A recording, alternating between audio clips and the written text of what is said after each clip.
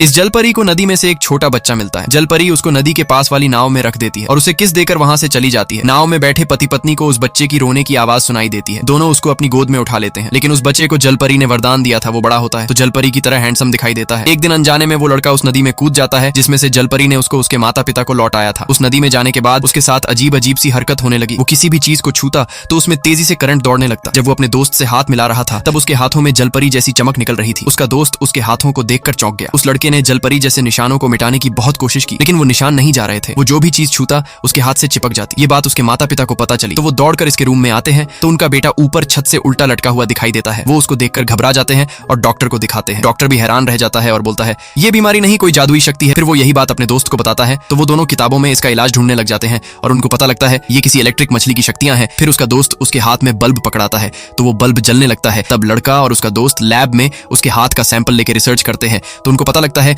ये शक्ति हाथ को गीला करने पर मिलती है। तब यही बात उसके माता पिता को बताता है तो उसके माता पिता को विश्वास नहीं होता तो उसने अपना हाथ गीला किया तो उसका हाथ जलपरी की तरह बदल गया।